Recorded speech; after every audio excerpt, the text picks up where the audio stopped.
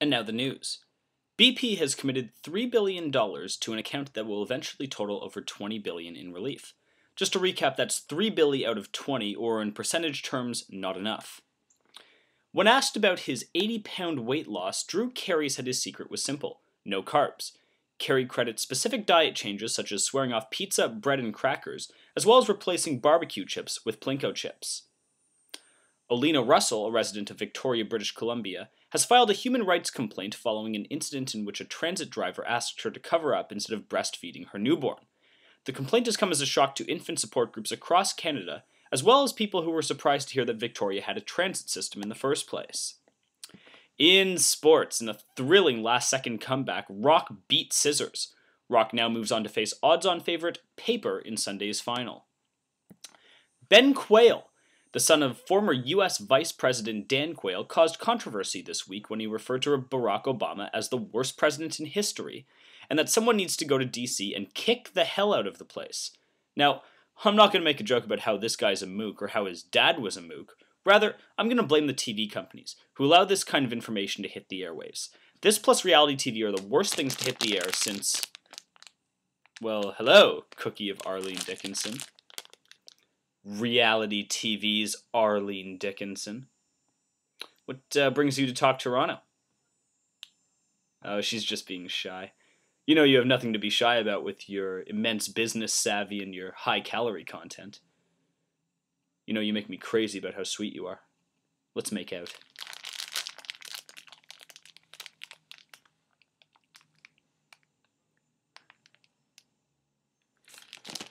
Arlene Dickinson, everyone.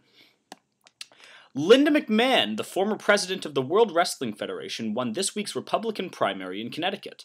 McMahon took a substantial lead in the polls when she promised to provide incentives for small businesses, body slam unemployment, and take a steel chair to Medicare. And now an ad.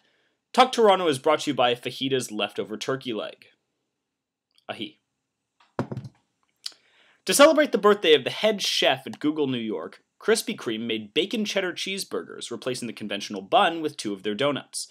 The company is retailing the donut cheeseburger for $6.99, but for $4.99, a Krispy Kreme employee will expedite the process by stabbing you in the heart repeatedly.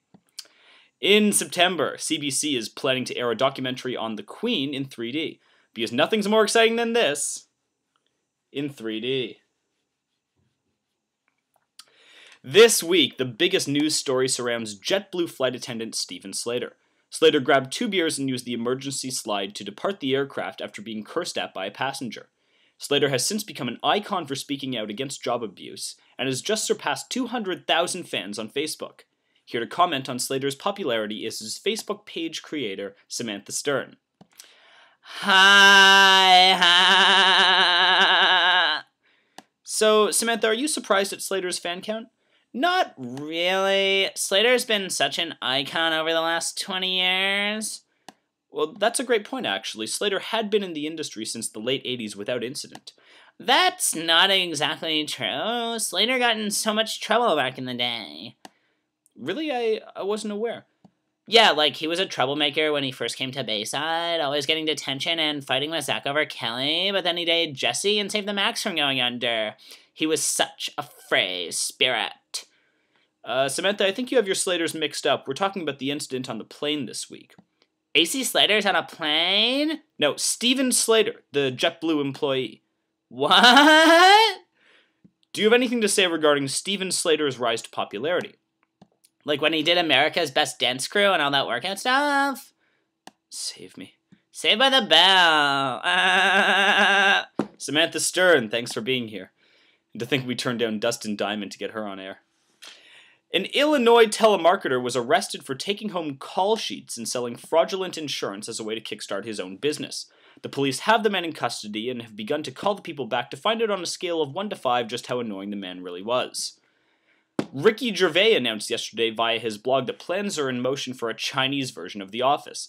The format and dialogue will be mostly the same, except That's What She Said will now be replaced with You Pay Now. That wasn't that funny. Here at Talk Toronto, we're still trying to work out the kinks. Hopefully they'll be gone soon. And finally, singer George Michael was arrested this week on drunk driving charges in which he crashed his car into a photography shop called Snappy Snaps. Seriously, Snappy Snaps? That couldn't sound more British if they tried. Snappy! Snappy George Michael has crashed his car into the window again. Oh, bollocks. I guess his guilty feet ain't got no rhythm.